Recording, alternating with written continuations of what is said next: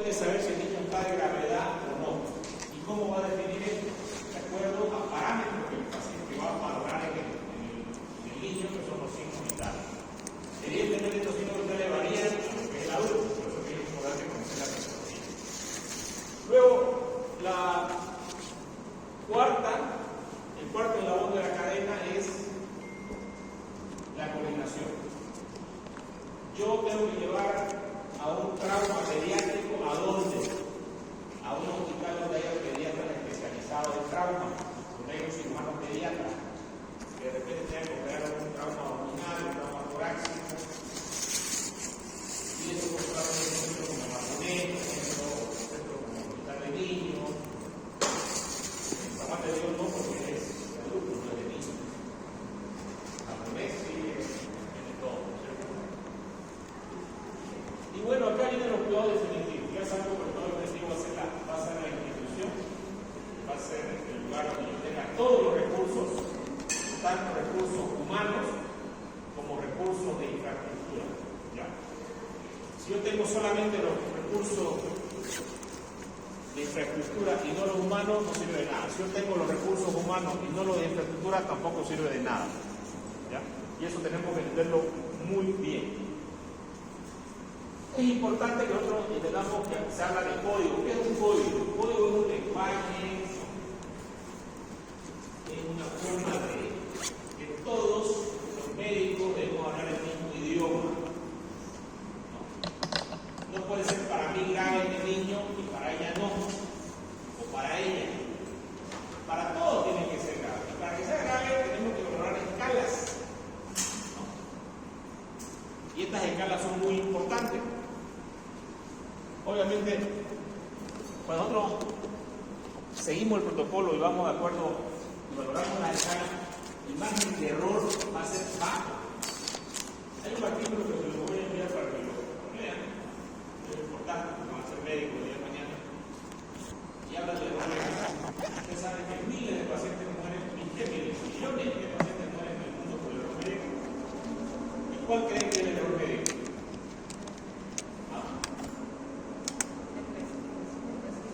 No diagnosticar adecuadamente al paciente, o sea, no diagnosticarlo adecuadamente. ¿Y cómo no lo diagnostico adecuadamente? Cuando yo no valoro la escala que tengo que valorar, los signos vitales.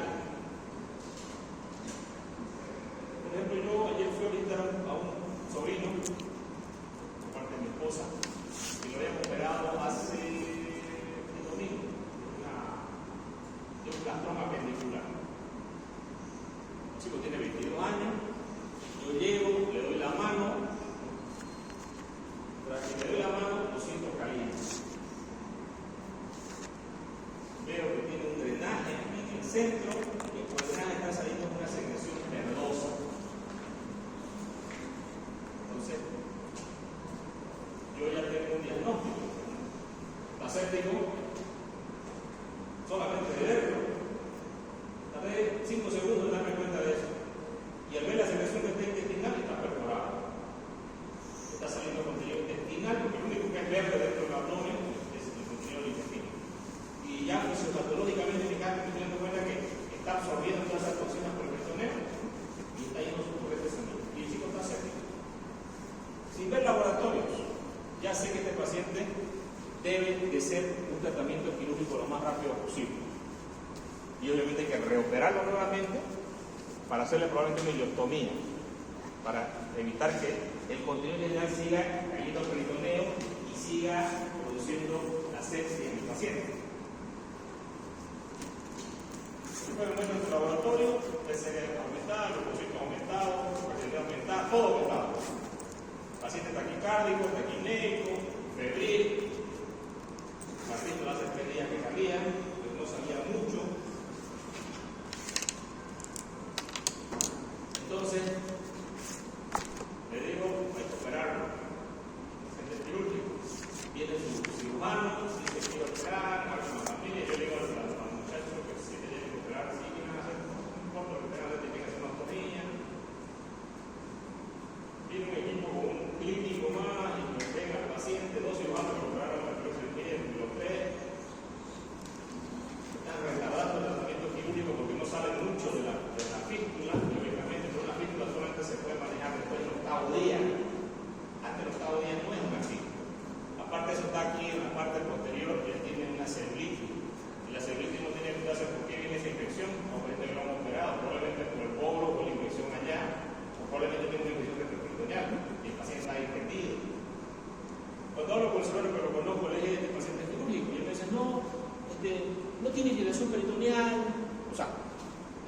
solo parámetro. Está con calmante probablemente, no tiene para estar extendido. Pero los parámetros de sepsis son varios. Y la sepsis de foco abdominal. Entonces, cuando uno sabe interpretar el diagnóstico, porque al final creo que tenemos que operar, yo le dije que operar, que el padre, todo el mundo, el chico que se operaron, creo que el equipo dijo vamos a operar esta mañana, no están esperando, creo. Espero que no se ponga peor. Lamentablemente tengo el primer caso, pero ese es un caso de ayer, por eso lo comento ahora, digamos. Hace puede ser unos 3 años, me habla mi cuñado y me dice, ¿puedes ir a ver a mi amigo que está en la caja de camino? Y claro, no, lo tienen ahí, no saben si lo vamos a operar o no, le están haciendo una tomografía, un estudio. Yo llego a la sala oscura, ahí, bueno, estaba cansado más tiempo, pero estaba en el hospital de turno, ya estaba en mi casa, recordé que mi cuñado me dijo que lo vea, y ahí me vuelvo al hospital caja de camino, y entro al cuarto y lo miro, y ya que lo veo, no lo veo agitado. Séptico, taquineico, taquicardia, solamente de verlo me doy cuenta que respira rápido. Entonces, este paciente también es quirúrgico, hay que operarlo. En ese tenía un colega que trabaja acá, que era el que estaba a cargo del paciente, pero la verdad su hijo, que era el presidente en el hospital, le dijo, este paciente tiene que operar hoy. Entraron una peritonitis. Lo tenían ahí 5 días.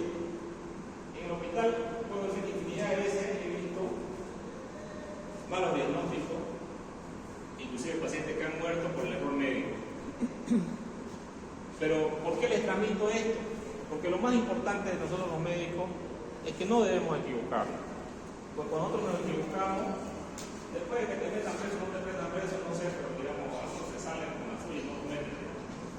Sin embargo, tu falta de un diagnóstico adecuado pasa que muera una persona, o que se complique ese paciente.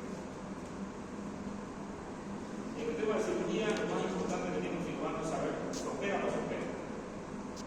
Cuando hablamos de los traumas pediátricos, también, como la fisiología del niño es completamente diferente a la fisiología del adulto, el paciente pediátrico tiene algo diferente que tienen los adultos que se llama reserva fisiológica.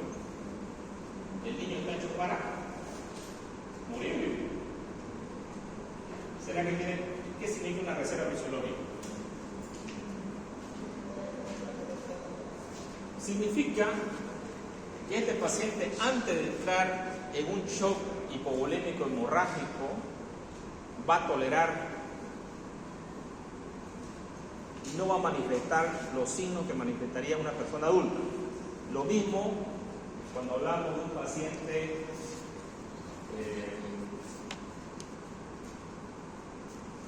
con una infección. ¿De qué se mueren los pacientes en el trauma? Sí. La muerte primordial. ¿De qué se muere? Pregunta de examen. El primer pico, la muerte inmediata, ¿no es cierto?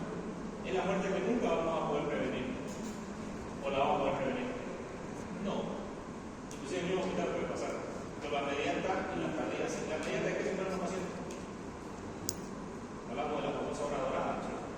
Los 10 minutos de platino. ¿De qué se mueren los pacientes en esa hora dorada?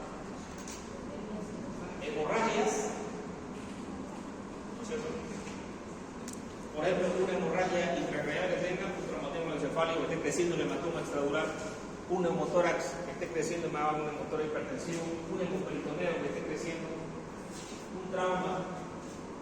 Entonces, la hora dorada, los pacientes van a morir por shock y se van a morir también por que dentro de algunas cavidades, en el tórax puede haber aire, en la cavidad craneana puede haber sangre que está haciendo un hematoma sutural extradural, o una contusión.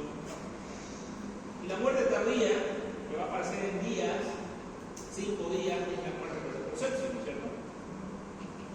Entonces, esto se aplica para trauma, pero evidentemente todos los pacientes que ustedes vean, todos, sin excepción, exceptuando los pacientes con cáncer, digamos, que también tienen un proceso inflamatorio, también lo podemos decir con excepción, se van a morir estas causas. Entonces, diagnosticar es importante. ¿Cuáles son los objetivos que yo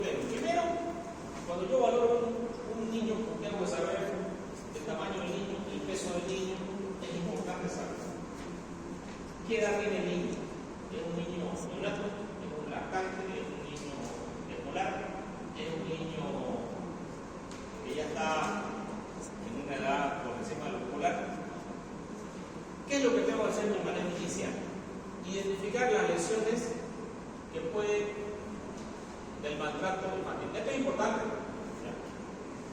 Por si acaso. Y aquí va un tema legal. Ustedes como médicos, cuando trabajan en un centro médico y tienen a cargo un paciente, puede llegar niños maltratados o niños muertos.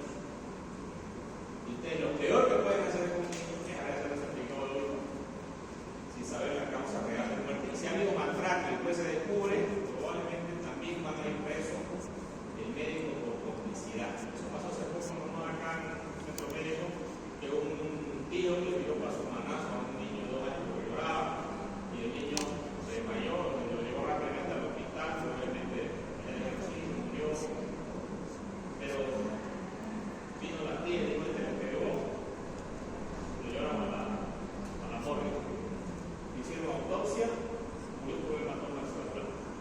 ¿Cuál es la causa del hematoma cerebral? El trauma.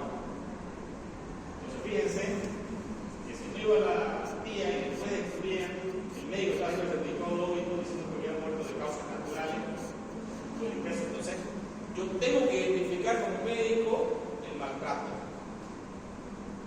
Y si a mí como médico viene un niño y me dice que están haciendo un abuso, yo tengo que denunciar eso. Pasó en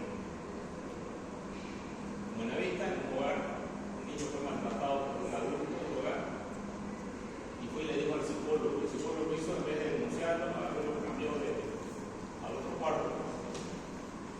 Después, ya el niño le confesó a su madre y la madre, yo obviamente al tipo lo metieron preso, el abusador, y también al psicólogo.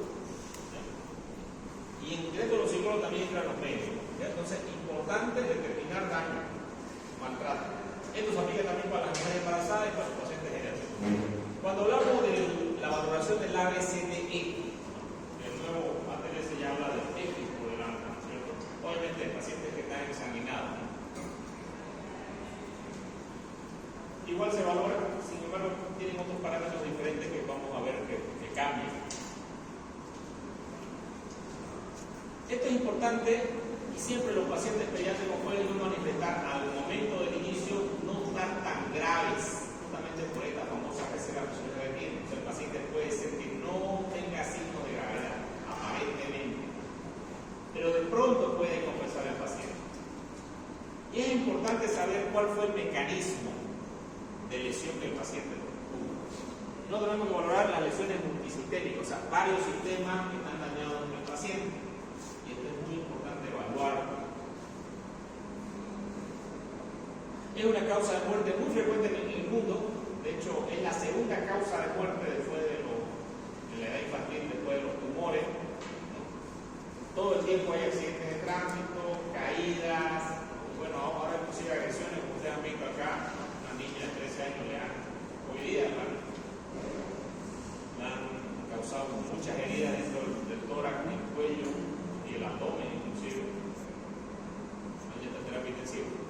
A otro niño lo atropellaron, unos 5 años corrió el fondo. Constantemente los accidentes cada vez están mayores. Entonces es importante hacer un tratamiento adecuado. Para esto es importante saber el mecanismo de la lesión. Era peatón, fue atropellado por un automóvil, en el caso del niño de hoy día fue por un vehículo. El vehículo iba a baja velocidad o iba a alta velocidad. Presenta lesiones en cabeza, tórax, abdomen, extremidades inferiores. Era pasajero de un vehículo. Dentro del vehículo él estaba con cinturón, sin cinturón, estaba con una silla para niños, no estaba con una silla para niños. También este dato es muy importante. Hace unos años, una familia venía, una tía que venía con sus sobrinos de Guaray, se comentaron. Y uno de los niños atrás rebotó varias veces ahí. Llegó a la clínica, privada. En la clínica privada el niño tenía distinción, fue valorado por un pediatra, una pediatra neonatóloga y terapista. Pidió interconsultar con cirugía rápidamente, viene el cirujano y valora al paciente, le hace una ecografía y había líquido del adulto. El cirujano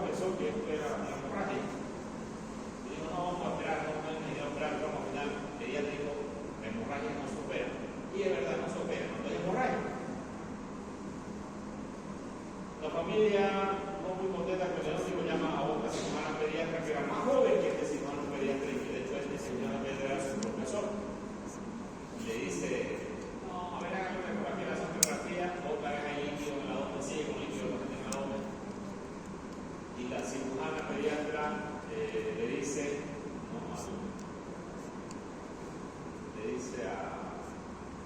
al cirujano pediatra, no, es lo que usted, está bien, es lo que usted dice, doctor, lo dice. Fíjense que ella se opaca su diagnóstico ante el diagnóstico de otro médico. Y también hay una cosa muy importante. Como médico tengo que dar mi diagnóstico. Así vaya contra el de mi jefe, mi amigo, mi cupa, lo que sea, porque primero está mi ética con el paciente. ¿No? Y ella, entonces, se pone claro, no se dio cuenta. El niño estaba cada vez más mal, taquicárdico, taquineco, los recursos empezaron a subir. Al tercer día decide entrar al quirófano. No, se pone más mal con el choxético. De sepsis pasa choxético. Hipotensión, lo vuelven a llamar, viene a hacer una función recién, al tercer día. Saca líquido verdoso y decide, y ahí se da cuenta, no era líquido, no era sangre. Entonces, si era líquido verdoso, hay que operarlo. Cuando lo opera, lamentablemente por la gravedad del paciente muere a las horas después de salir del quirófano. Perforado, el paciente. Y el cirujano pediatra era bastante experimentado, ya tenía varios años. Lamentablemente los errores que se cometen pueden llevar. Y obviamente aquí también se cometió la otra médico, también pediatra, cirujana pediatra también no dio diagnóstico. Lamentablemente el paciente falleció.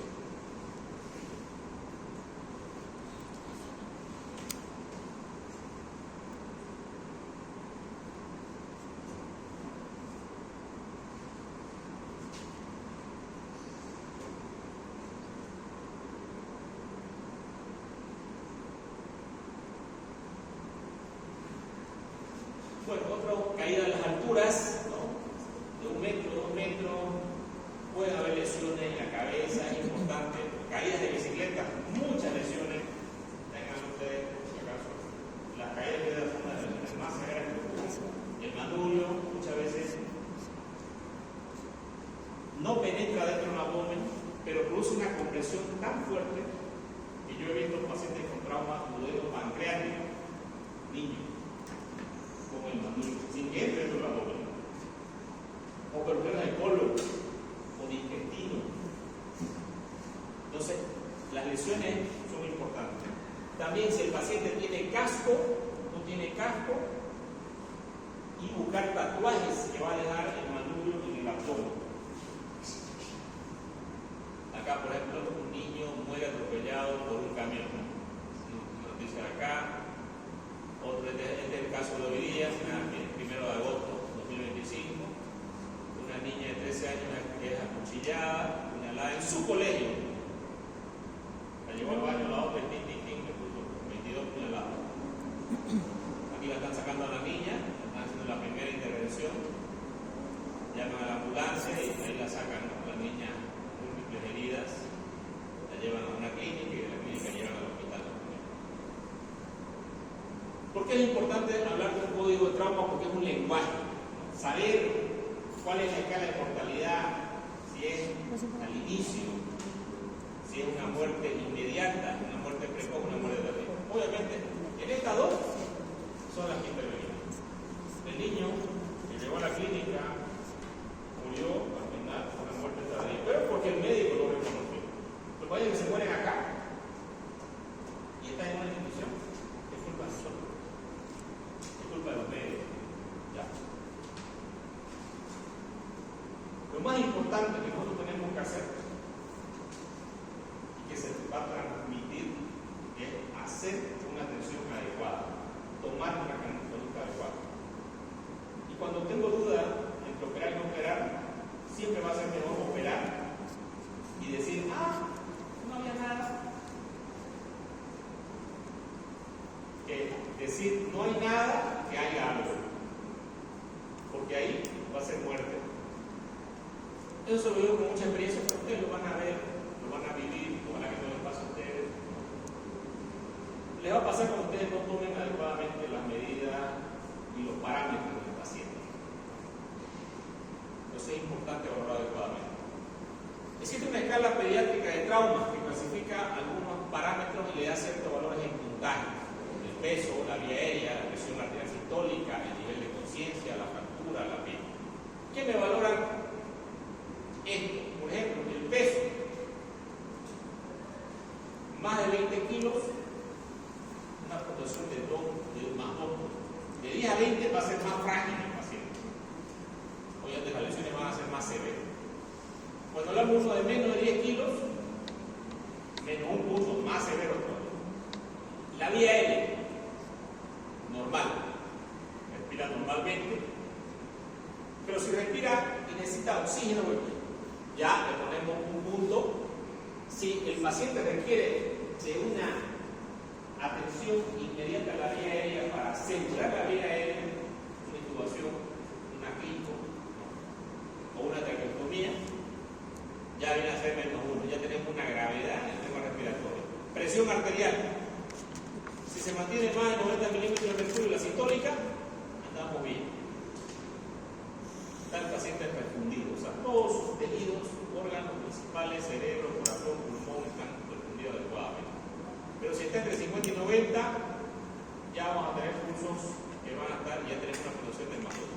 Y menos de 50 es un niño que probablemente está por hacer paro cardíaco en cualquier momento, o sea, el corazón está fallando. El nivel de conciencia está alerta, es lo normal, una puntuación de más 1 punto, obnubilado o pérdida de conocimiento. Y menos 1, ya un paciente que no contesta, no hay respuesta, grado de 3.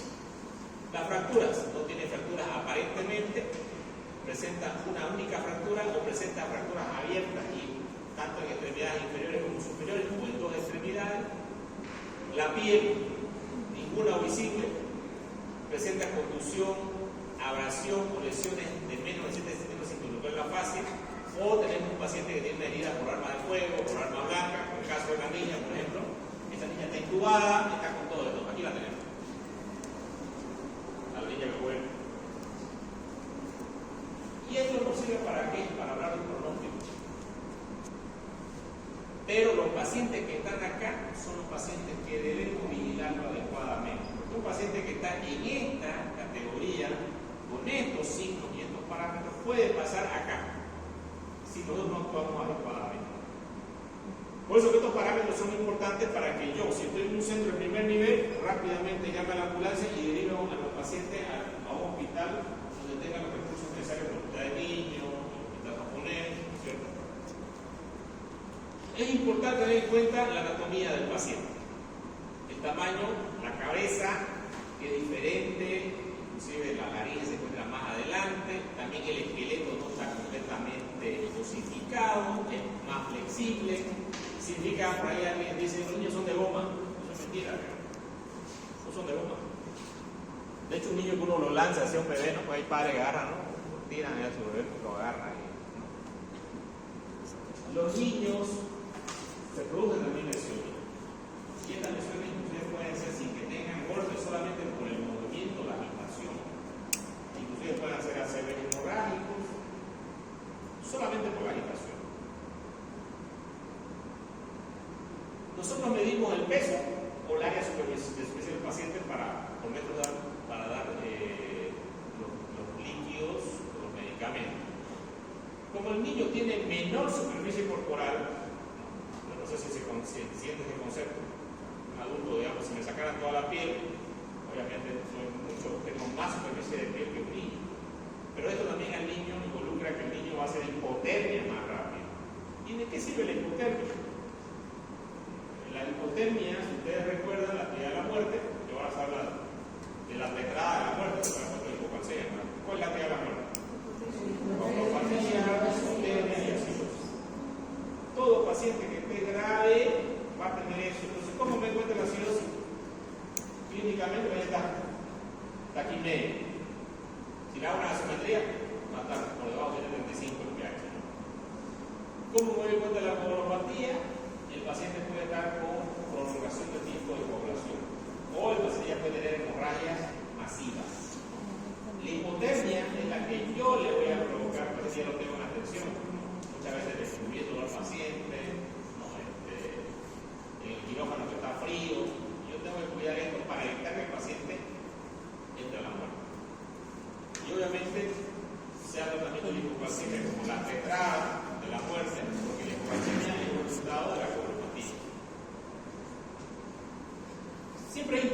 Aristóteles se lo dice por todas partes, los peligros latentes. Como médico, lo más importante y lo más grave que yo tengo que ver es qué me puede pasar. Yo siempre voy a pensar en lo más grave para un paciente. Jamás yo he minimizado, por ejemplo, una cirugía menor, digamos, ¿no? Un apéndice. Para mí toda cirugía merece un respeto. Por el riesgo cinético más mínimo que sea, tiene una complicación, tiene un riesgo. Cuando hablamos de la atención del trauma, también tienen estos riesgos. El médico, que por el tiempo y por su poca experiencia, no pasa nada. Hay gente que se ha muerto porque le han puesto una silocaína para sacarle el miedo. ¿Ya? De está en la literatura, le da un choque anafiláctico y se muere el paciente. O de repente infiltró la vena y el paciente hace una confusión y hace una parada vía respiratoria. Si yo lo intubo rápido se me muere. No, el otro día hay una noticia de un paciente que fue a Turquía, hace un implante de pelo, creo que con anestesia local, murió. O sea, lleva a un hospital y murió, están haciendo más de la autopsia. O sea, la causa de muerte. Entonces, los peligros latentes significa algo que puede suceder con el paciente. Por ejemplo, algo que puede suceder con los pacientes pediátricos es que yo ponga mucha cantidad de líquidos. ¿Por qué? Porque el niño es pequeño. Entonces yo tengo que calcular la cantidad de líquido de acuerdo a kilo-peso. Kilo-peso. ¿Ya? Entonces, yo puedo sobrehidratar a este paciente y le pongo de hemoglobina, mucho cuidado con él. Puedo intoxicar al paciente con medicamentos. Ha pasado más de una vez con silocaína. La silocaína es de 3 a 5 miligramos por kilogramo peso. Y por ahí, como yo llamo, hago empírico. ¿Qué es un empírico? Es aquel que aprende a hacer un procedimiento sin tener una base científica, sin tener un parámetro. En Cochabamba, un residente, a un niño que se ha cortado el tendón de Aquiles, parcialmente lo echó en una camilla, un niño de 7 años. El niño estaba echado, él agarró el lidocaína, lidocaína, para que el niño no. Yo de la lidocaína, infiltrada en grandes cantidades, produce bradicardia. Entonces el niño hizo bradicardia, se durmió y como él lo midió los parámetros respiratorios y le puso un cursociclo abdominal, lo hizo en emergencia, porque como recién él quería suturar el tendón de Aquiles, pues sin tener cuidado los otros detalles importantes, cuando terminó su procedimiento, que duró 1 hora más o menos, el niño estaba muerto. Y lo creo que la mamá estaba al lado del niño. Cuando le dan la vuelta al niño, muere. ¿Por qué murió? Intoxicación por la lidocaína.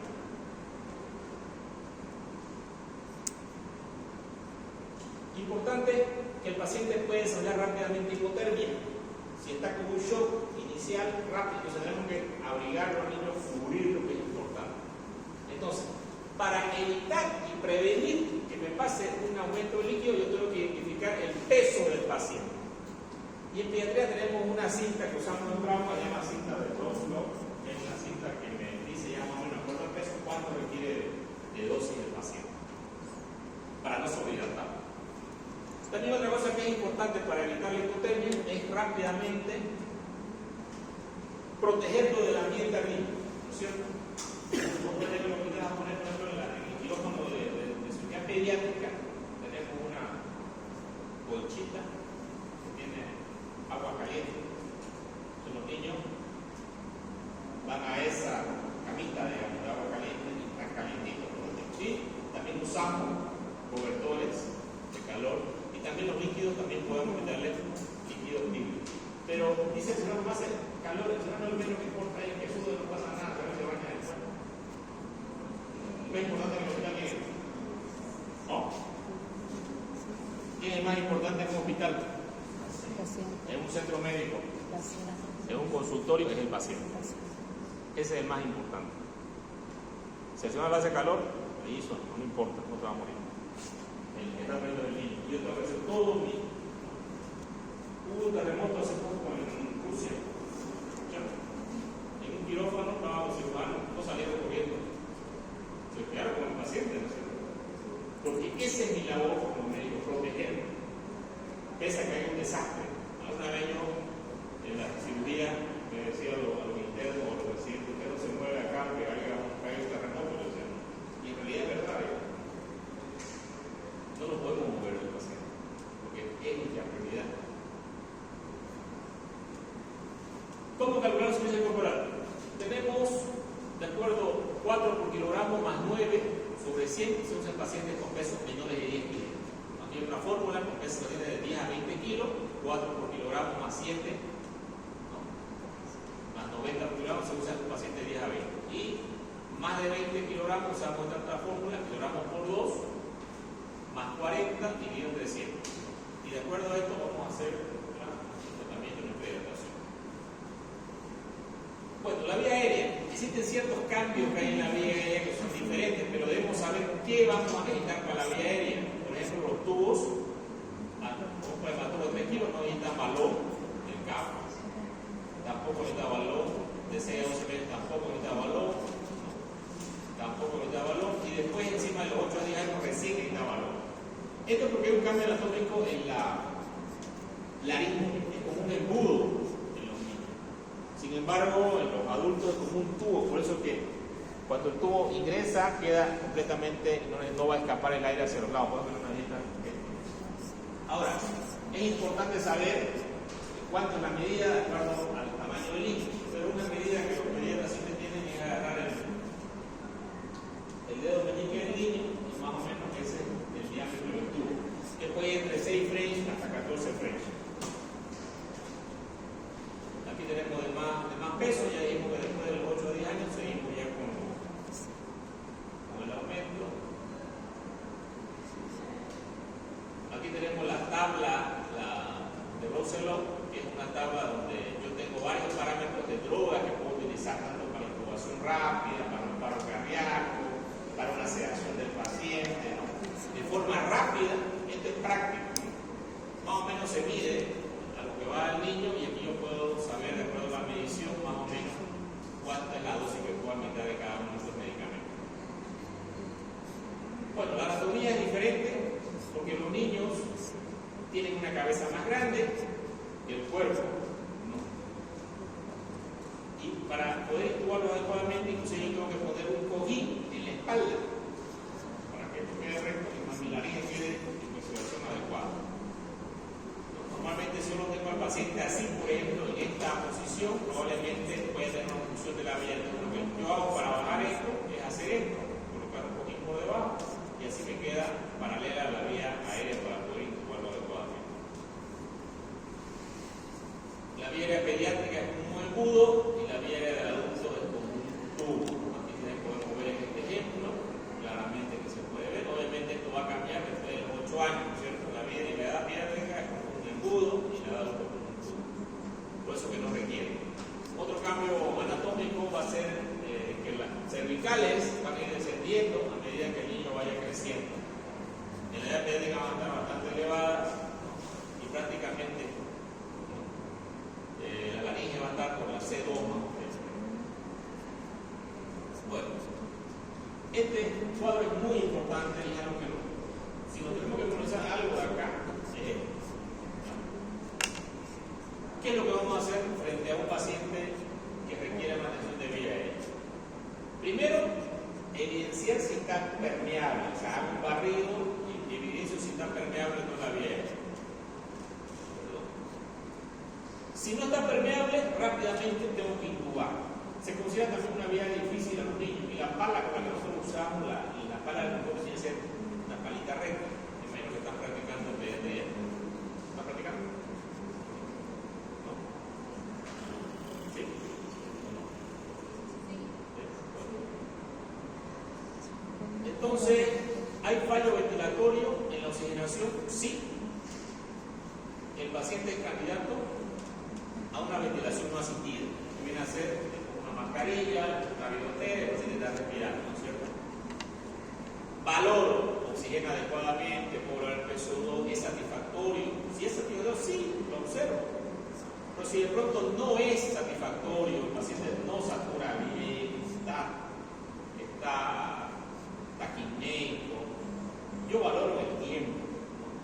Fíjense que lo más importante en medicina es valorar, es observarlo al paciente, es mirarlo al paciente y ver cómo evoluciona. Y obviamente el médico tiene que tener valor, ¿cierto?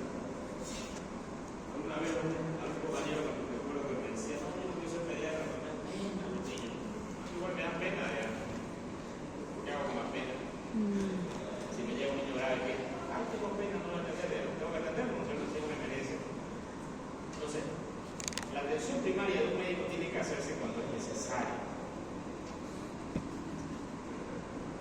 Si no puedo no ventilar adecuadamente, tengo que proceder a intubación. Por el otro lado, si la vía está permeable, pero hay un fallo ventilatorio o de oxigenación en cualquier momento, y el paciente deteriora, rápidamente tengo que intubar. Si no hay deterioro y el paciente oxigena adecuadamente, lo observo. Por eso el paciente dice que yo lo mire ahí, ¿no? El paciente no esté observándolo constantemente como no signos parámetros. Un niño consciente lo puedo elevar el mentón, posición de olfateo, eliminar secreción desde la boca, puedo aspirar con una sonda de aspiración, oxígeno suplementario. El niño está inconsciente, busco una cánula orofaringea, hay de varios tamaños, cánula de Mayo, la puedo insertar, cuidado. Si el paciente necesita un tubo orotraqueal, hasta la edad de 8 años puedo usarlo sin balón. Si no puedo utilizar la vía aérea porque tiene un cuerpo extraño, un tumor, un trauma, sangrado masivo por la cavidad oral y no puedo intubarlo, entonces en ese caso voy a hacer la cricotireotomía, ¿no? Quirúrgica, mayores de 11 años y por punción, ¿no? No se olviden que el paciente con la propulsión solamente puede estar de 30 a 5 minutos porque va a producir hipercambio. Si el paciente es menor de 11 años, ¿se puede hacer cricotireotomía? No. ¿Por qué? Por la inmadurez de la laringe. Entonces, ese niño lo que tiene que hacer, si yo no puedo intubarlo, es directamente una traqueostomía. Se puede hacer una propulsión también si hay experiencia. Aquí están las cánulas de Mayo, las cánulas de Guedes, que son de diferentes tamaños para cada edad. Aquí tenemos los ventiladores manuales mecánicos que tienen que ir de acuerdo a cada edad, ¿no? Con las mascarillas de acuerdo a cada edad. Y el famoso sistema de bolsa-máscara. Esto también es otra cosa importante que si me tengo que aprender algo de este tema en intubación es el algoritmo de lo que yo requiero para una intubación rápida. Primero, creo que si hay alguien por ahí un día en los grupos, hemos dicho todo el tiempo que hay que proteger al paciente, no sé dónde se han sacado, me pasaron el libro y pusieron, doctor, aquí dice que intubación, claro, aquí dice intubación, pero ahí arriba dice reoxigenar, digamos, ni se fijan en lo mismo que me mandaron, digamos. O sea, fíjense ustedes que nosotros hablamos de lo que dice el libro, pero el libro ya cometió los errores. Y en medicina, ¿por qué se han protocolizado las cosas? Porque estos errores quizás se cometían mucho más antes del advenimiento de la aplicación del ATLS.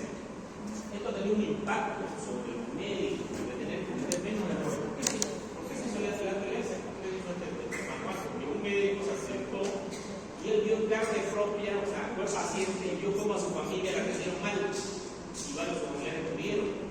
Por eso tiene que seguir ciertos pasos para la atención de los pacientes. Entonces, siempre lo primero que vamos a hacer es la preoxigenación. Siempre. ¿Ya? Y eso lo hemos practicado, ya, ¿no? O sea, no sé.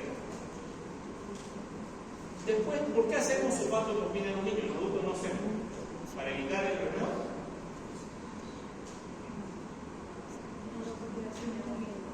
Reflejo vagal. ¿Quién me puede producir un reflejo vagal? ¿Ah?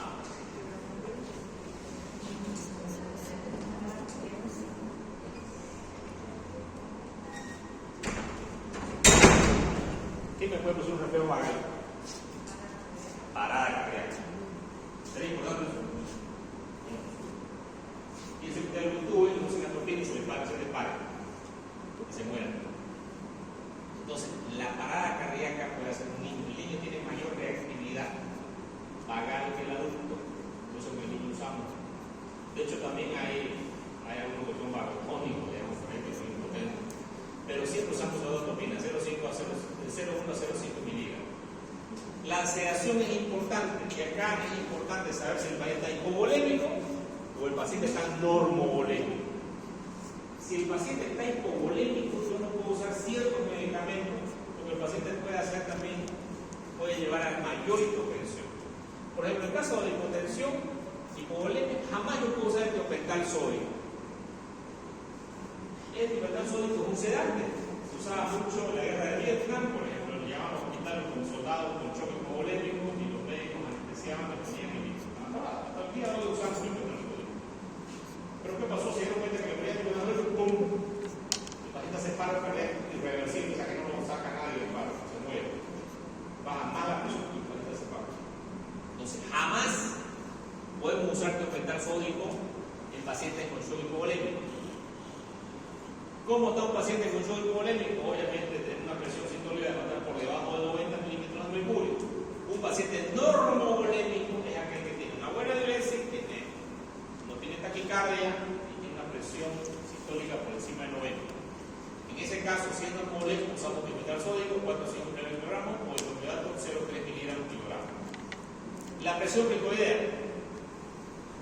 Esta presión ricoidea es la maniobra de Seligman. Bueno, que algunos ahorita dicen que no tiene mucha función en realidad. Porque igual puede el paciente vomitar. Entonces, lo que uno tiene que tratar es que hacer de forma rápida. Si yo quiero producir parálisis en el paciente, utilizo una acetylcolina que es un relajante muscular de acción rápida. ¿Por qué se llama acción rápida? Porque tarda 5 minutos.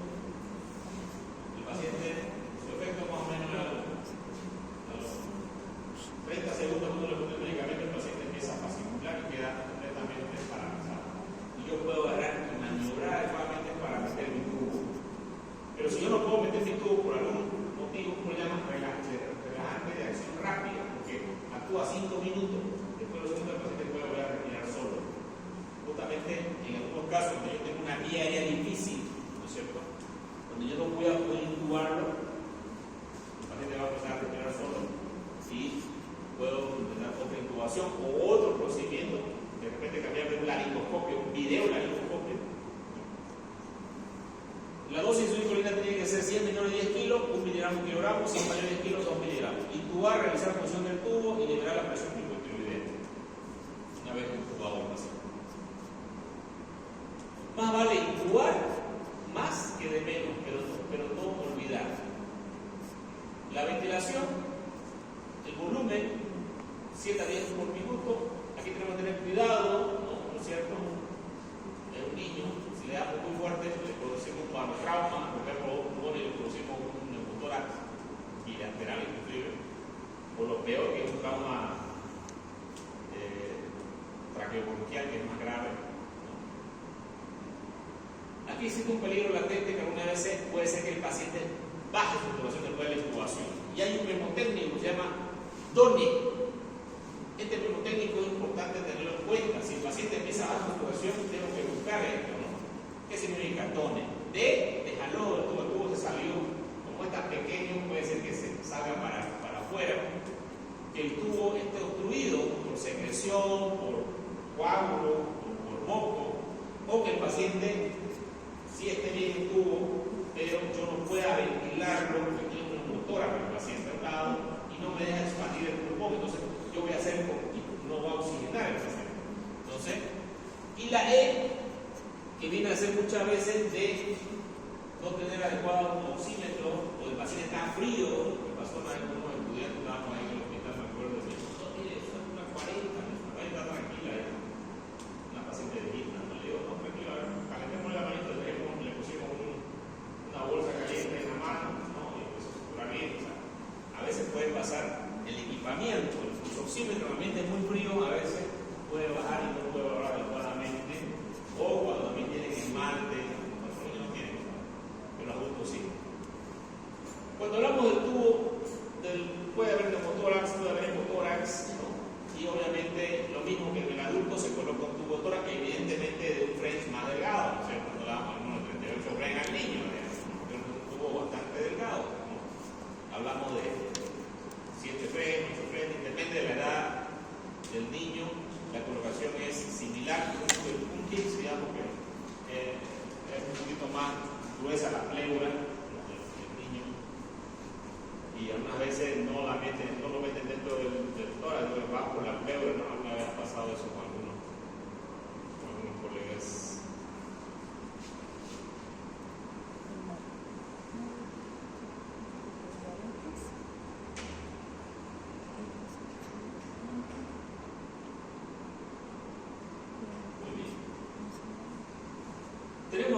simulación, ¿no? Hablamos del shock. C igual al shock, valoro signos vitales, y hay signos vitales que van a aparecer. Y la primera respuesta acá es diferente al adulto. Hablamos de palidez y no se pone en el adulto. Aquí en el niño la primera respuesta va a ser la taquicardia. ¿No? También va a haber una disminución de la presión del pulso, una piel marmórea, extremidades frías, nivel de conciencia alterado y disminución de la presión arterial. Entonces, la primera respuesta va a ser la taquicardia. ¿Cómo resuelto con líquidos? Hay una regla 3.1, se repone según el peso, el kilogramo de peso del paciente. El volumen sanguíneo del niño va en 80 ml kilogramo. Quiere decir que si un niño pesa más o menos 10 kilos, estamos hablando que tiene 800 ml, es su volumen sanguíneo, ¿no? Los 800 ml es el 100% del volumen sanguíneo. Si yo tengo ciertos parámetros para darme cuenta que es diferente al trauma de adulto, para saber en qué grado de shock se encuentra el paciente. ¿Cuál es el peligro latente? Fallar y reconocer y tratar el shock de un niño. Justamente porque el niño tiene una reserva fisiológica y pareciera que está bien, pero sin embargo yo tengo que darme cuenta por el mecanismo del trauma, por las lesiones que tiene el paciente, que este paciente en cualquier momento puede desliderar y yo tengo que llevar a un centro de atención especializada. Entonces voy a reconocer primero la taquicardia, no puedo hacer un pulsoxímetro. Reconozca que el niño tiene incremento en la reserva fisiológica, o sea, esto acá es muy importante. Y también lo vamos a ver en la mujer embarazada, tienen una reserva fisiológica embarazada que es un cambio fisiológico por el embarazo. Es diferente de una persona normal, como también lo tiene el paciente anciano. Evalúe cuidadosamente la piel moteada y la evolución del sutil del sensorio. Entonces, aquí tengo la respuesta sistémica del shock, una pérdida de menos del 30%. ¿Qué signos cardiovasculares puede tener? ¿Qué signos de nervios centrales en la piel y el gasto urinario? ¿Por qué es importante medir el gasto urinario? ¿Por qué es importante medir la piel? ¿Por qué es importante valorar el sistema nervioso central? Porque estos son los parámetros y me van a decir la gravedad no del paciente. No. Entonces, si el paciente ha perdido un volumen de menos del 30%, y tiene un aumento en la frecuencia cardíaca, pulso periférico débil, filiforme, presión sistólica normal, ¿no? Si el niño, el sistema nervioso central va a estar ansioso, irritable y confuso, la piel va a estar fría, moteada, una capilar prolongada, el gasto urinario va a estar bajo o muy bajo, una pérdida del 30-45%. Puede tener un paciente que va a tener marcado incremento de la frecuencia cardíaca, pulsos centrales débiles, filiformes, ausencia de pulso periférico, presión sistólica normal o baja, entre 70 y 80, ¿no? Letárgico o con poca respuesta de dolor, cianótico con marcado retraso del llenado capilar. Y cuando yo hablo de un shock severo, que hablo del más del 45%, que tiene una taquicardia seguida de bradicardia, que ya aquí está por hacer parada al paciente, por morir. Cuando ustedes ven una taquicardia y después baja la frecuencia de pronto, ya está de pulso central muy débil, ausente, pulso periférico ausente, ¿no? El paciente va a estar comatoso, la piel pálida y fría y no va a haber gasto urinario ninguno. Va a estar el paciente completamente anúmico. Entonces, fíjense ustedes de que el paciente puede estar aquí y puede irse hacia allá, si tiene una hemorragia intraabdominal, una hemorragia de tórax, ¿no? O tiene una hemorragia que no está siendo controlada. Los signos de normovolemia, ¿cuáles son? Una frecuencia cardíaca menor de 37 latidos por minuto, aumento de la presión del pulso mayor de 20 milímetros de mercurio, regresión del color normal de la piel, aumento de temperatura de las extremidades, mejoría del estado de conciencia, aumento de la presión arterial sistólica mayor de 80, diuresis de 1 a 2 ml hora. Las funciones vitales, de acuerdo al grupo etario, aquí tenemos la frecuencia cardíaca, de acuerdo a cada uno de los grupos etarios, mientras más pequeño, fíjense ustedes que la frecuencia cardíaca es más elevada. Infante menos 160, niño pequeño menos 150, preescolar menos de 140, escolar menos 120, adolescente menos de 100. ¿Cómo debemos meter la sangre en caso que el paciente requiera sangre? 3 bolos de 20 ml kilogramos de cristaloides, cada bolo luego 10 ml de glóbulos rojos.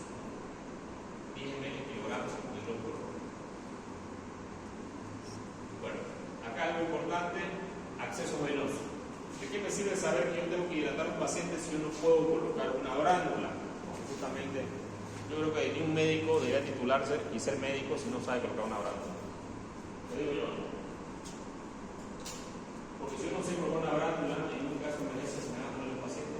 Y alguien va a decir, no, hay enfermera, pero siempre van a tener la enfermera. La enfermera puede no ponerla, uno puede poner la vía, y muchas veces nos pasa que ya no puedo ponerla todavía. Entonces, médico tiene que pensar qué va a hacer.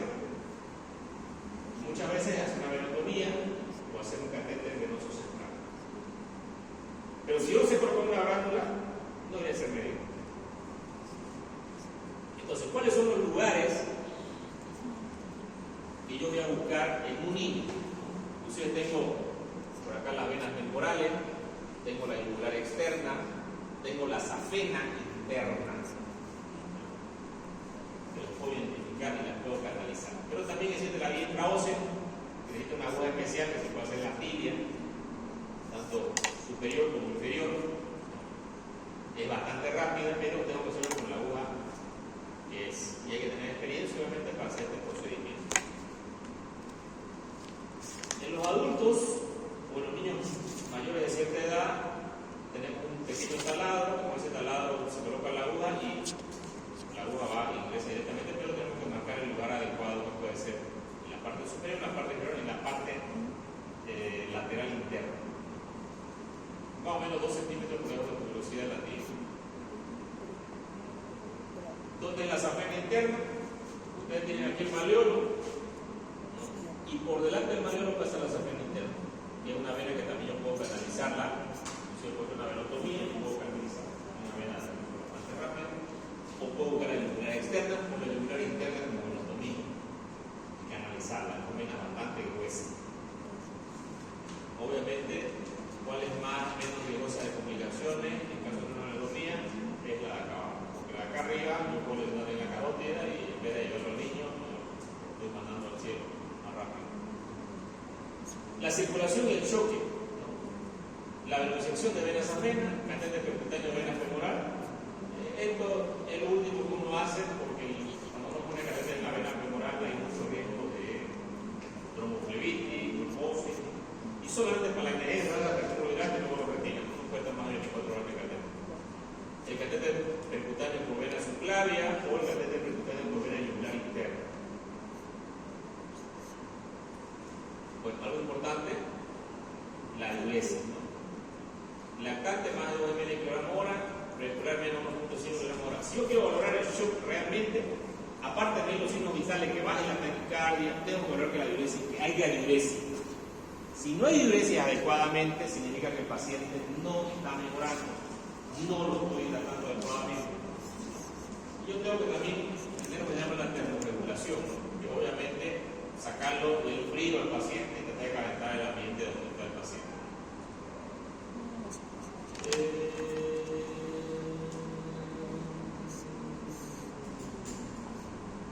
Esta es la medida de líquido, que dimos 20 miligramos de líquido, ¿no?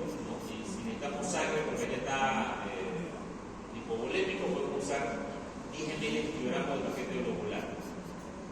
Y obviamente ver la evaluación y de acuerdo a esto, si no mejora, transferirlo rápidamente a un centro de trauma. El trauma de tórax.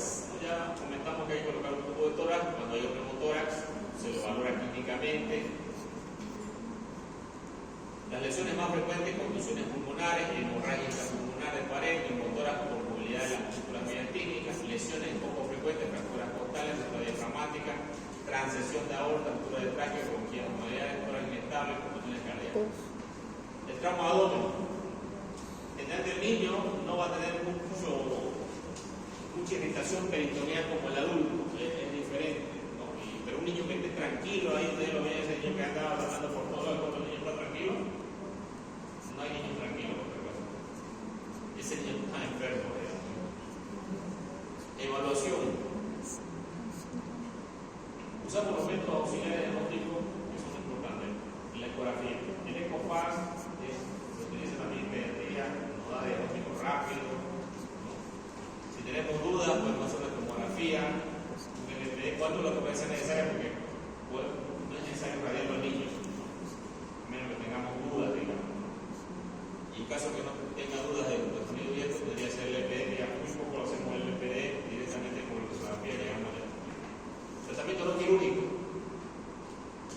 sangre se puede usar ácido tranexámico como coagulante y valorar al paciente en más UTI, signos vitales, colocar sangre y valorarlo. Puede ser que el paciente no sangre más y no requiera cirugía, si es sangre, y usamos ácido tranexámico y valoramos al paciente en una unidad de terapia intensiva o cuidado intensivo. Pero si una lesión visceral no va a mejorar, en el caso del sobrino de que le comento, pero no va a mejorar la cirugía. O sea, lo dudo, sería un milagro, ya la cuenta de hermana.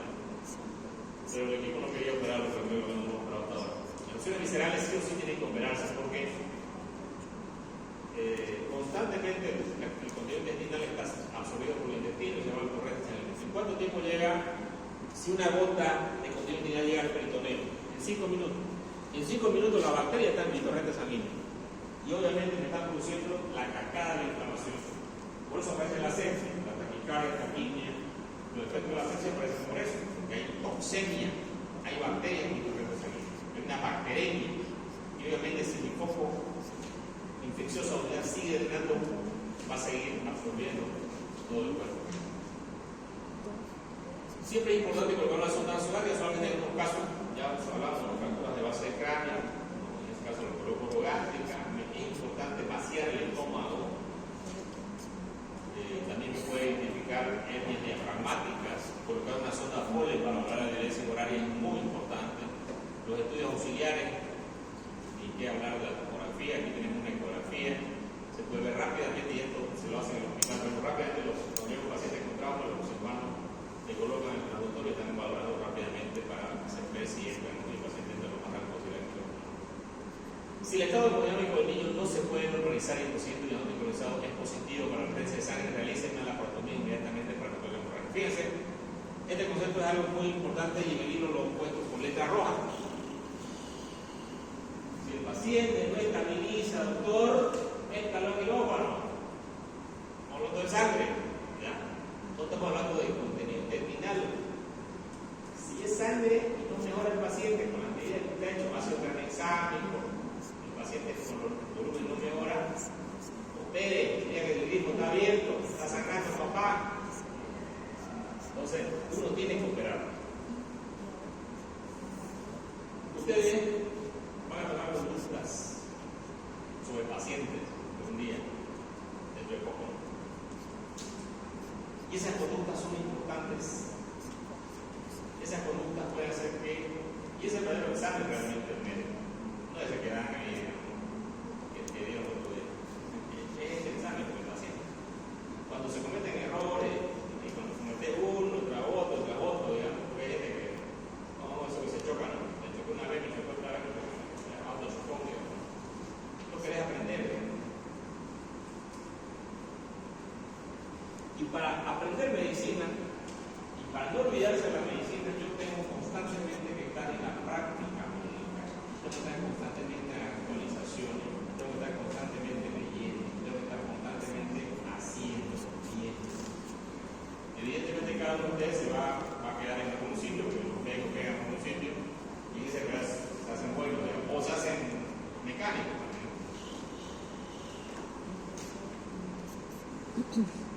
Retraso de la tomografía puede llevar a un diagnóstico de un hematoma extradural o sutural. Si yo no sospecho que vaya a tener, tengo que hacer la tomografía. Y retardar la tomografía a veces, pues yo tengo que ver cuál fue el mecanismo de lesión del paciente. Identificación tardía de lesiones de la víscera hueca. No, fíjense, peligro latente. ¿De qué murió el niño que les comenté? Una operación de víscera hueca. Que no fue diagnosticada por los pediatras. Experto, ¿no?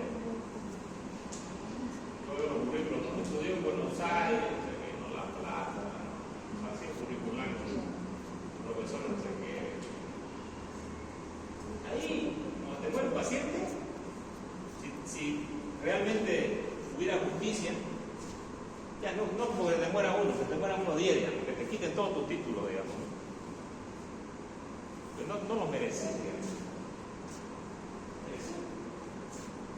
Si te equivocas en algo tan sencillo, y se muere un paciente, bueno, uno se puede morir con los 10. Entonces, identificar tardíamente la lesión de víscera hueca puede llevar a la muerte del paciente. ¿Por qué se reconocen tardíamente? Porque no se hacen estudios de imagen, porque no se hacen punciones. En el caso de que el paciente tenía líquido, no le hicieron punción Cuando ya le hicieron la punción ya era bastante tarde. Retraso de una laparotomía. No lo digo yo, lo digo yo. Personalmente, yo tengo duda diagnóstica de un paciente.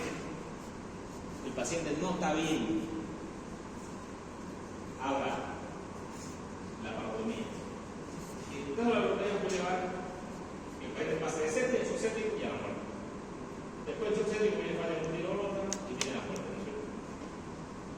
El tratamiento no quirúrgico se puede hacer en algunos casos, siempre hablando con la tomografía. Si es sangre, yo seguro que es sangre, el paciente está mejorando, le pongo azúcar en el examen, le pongo sangre, le pongo volumen, el paciente está dando polémico, no aumentó el volumen dentro, según con los estudios que tengo, los parámetros para ver. Le hice LPD para hablar que es sangre, que no es contenido intestinal o es bilis.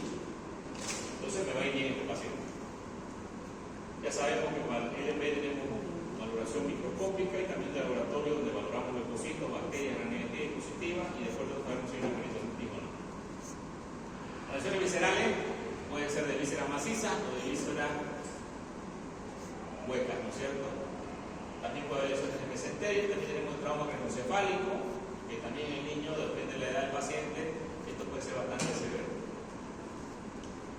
Tenemos el ABCD, hacerlo de la vía aérea, prevenir lesión cerebral secundaria e hipoxia, revaloración continua, valoración por el neurocirujano, transportar rápidamente al paciente. Aquí tenemos la escala de Glasgow, que es diferente a la del adulto, porque el niño a veces no responde a la orden adecuadamente, pero también tiene una apertura ocular, tiene órdenes verbales, ¿no?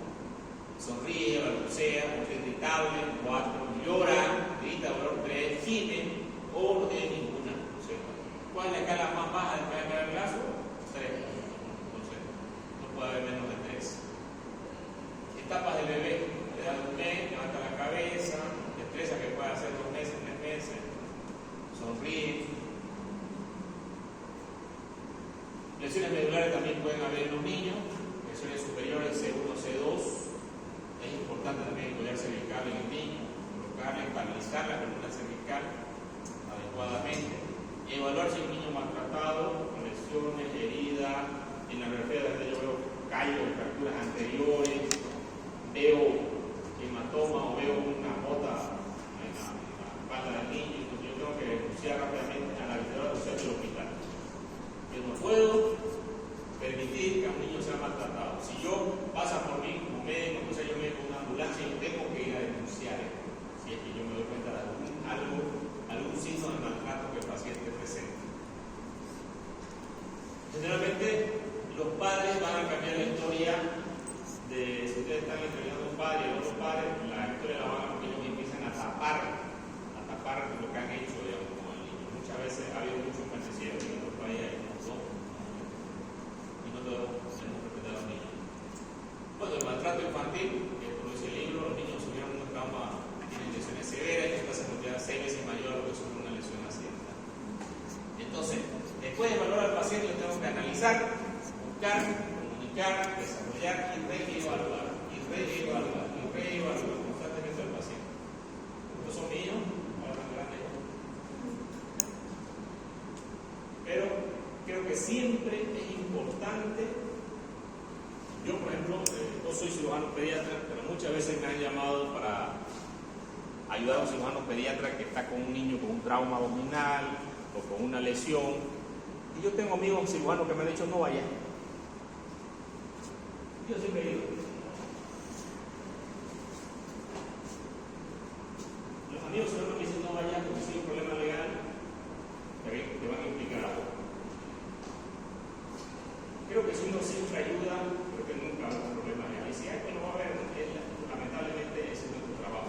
Jamás voy a hacer algo solo como un cirujano adulto. Hoy, cuando me llamo a un pediatra, a hospital de niños, a veces me han llamado, o el hospital japonés, he ido a ayudar en la ciudad pediatra. Un trauma.